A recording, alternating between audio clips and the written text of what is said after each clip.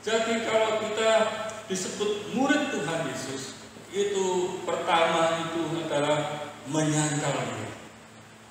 Ya, yang kedua, menjadi murid Yesus yang sukses itu disebut yaitu memikul salibnya. Memikul salibnya, Alkitab itu menyatakan bahwa kita itu menderita bagi Kristus, tapi Kristus itu sudah menderita dulu daripada kita. Kita mengatakan saya itu mengikut Yesus, bahwa salah satu adalah memikul salib. Salib ini adalah tanggung jawab yang diberikan Tuhan kepada kita. Dan tanggung jawab itu masing-masing orang punya jumlahnya tersendiri, punya salib yang berat sendiri-sendiri. Kita tidak bisa diberikan oleh Tuhan itu beratnya sama. Andai kata diukur, wah ini 1 ton ya, beratnya semua 1 ton. Nah, panjangnya juga 100 meter. Kira-kira gambarannya begitu. Oh tidak, tapi masing-masing anak Tuhan punya salib sendiri, punya tanggung jawab sendiri yang diberikan oleh Tuhan kepada kita, supaya kita mau memikulnya kemana-mana, pikul salib. Ya, artinya saudara punya kemampuan sendiri yang diberikan oleh Tuhan. Yang penting terima salibmu itu. Saya punya salib sendiri sebagai hamba Tuhan. Ya, salib sendiri. Saudara, hamba Tuhan itu setiap hari bayangannya itu bukan bersuka cita, bayangannya cuma menderita melulu. Malah hamba Tuhan itu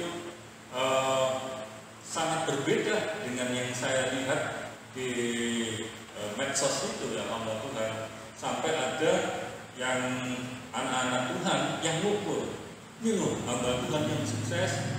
Lalu apa yang dia disebut yang sukses? Jasnya itu 1 setelnya 50 juta, sepatunya itu minimal 5 juta, dasinya minimal 5 juta, terus kemudian cincinnya yang dipakai, yang biasanya kalau kotor, jadi Tuhan memberkati kita. Jadi bukan begini deh, Tuhan memberkati kita, tapi Tuhan memberkati kita karena cincinnya ini mahal. Nah, ada yang pernah saya sendiri saksi, saya diberkati Tuhan, saudara, cincin ini 10 juta yang Tuhan kasih kepada saya. Begitu saya bilang, wah puji Tuhan. Ya, ada yang begitu. Nah, bukan itu.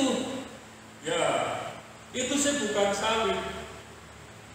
Sampai ada anak-anak Tuhan yang iri, yang menghitung, ini pendeta yang sukses itu kayak begini, mobilnya itu Rolls Royce dan Bodyguard, ini pendeta yang sukses. Tapi kalau pendeta yang tidak sukses, nah seperti ini nih. Jadi saudaraku, ada anak Tuhan yang membandingkan seperti itu. Tapi Tuhan mengatakan memikul salibnya itu punya tanggung jawab sendiri-sendiri. Ada tanggung jawab yang dibebankan kepada setiap anak Tuhan, termasuk pendeta-pendeta. Jangan dikira pendeta yang 5.000 jemaatnya lalu mereka bersuka cita, betul bersuka cita, tapi salibnya juga bebannya itu berat. Ya. Itu juga lebih berat. Yang kecil aja berat, apalagi yang gede. Ya. Tuhan kasih tanggung jawab yang berat.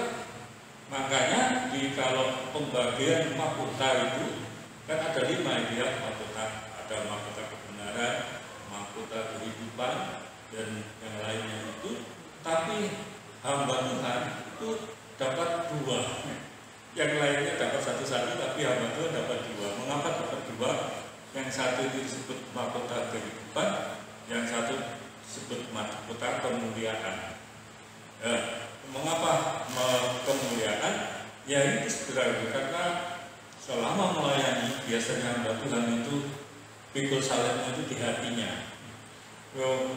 Kadang-kadang ya puji Tuhan kalau disambut dengan baik, memberitakan firman Tuhan itu belum sudah itu ya, saudara, saya sudah pernah dipukul, saya pernah diludahi, saya tidak pernah menyebut saya punya roh martir ya.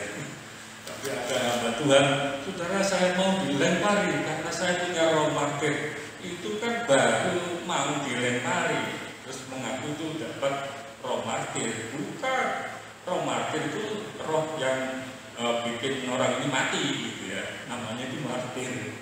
Tapi saya, puji Tuhan, menikmati apa yang pernah diderita oleh Tuhan Yesus, saya mengincipi ya. Saya karena pernah diludah, kami pernah dimaki-maki, pernah juga mendirikan gereja ini disebut itu pendeta kebu.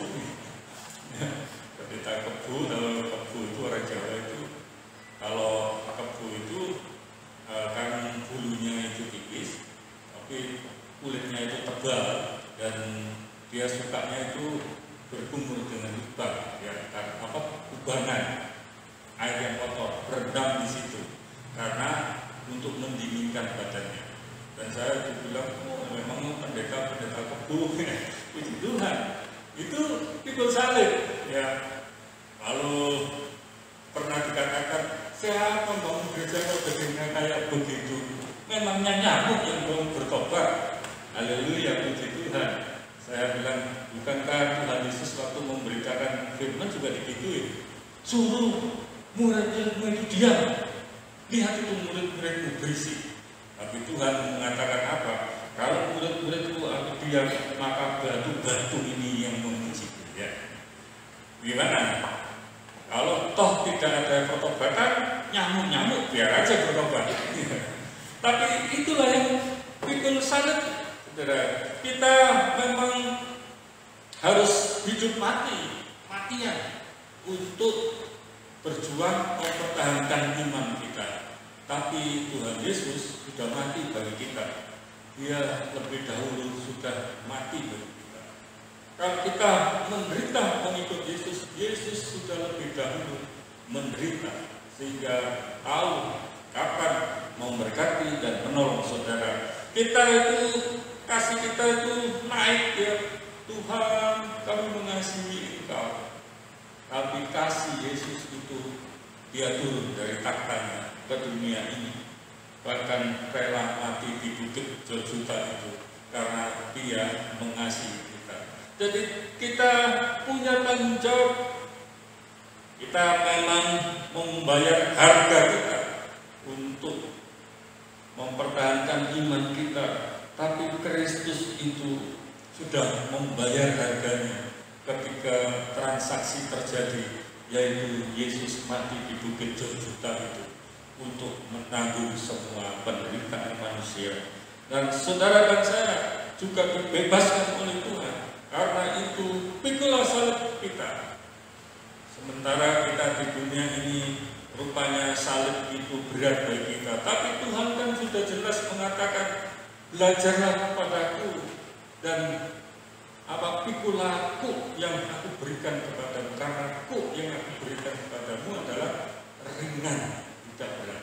Jadi lebih baik kita mentaati Tuhan supaya kita bisa menjadi murid Tuhan yang baik. Dan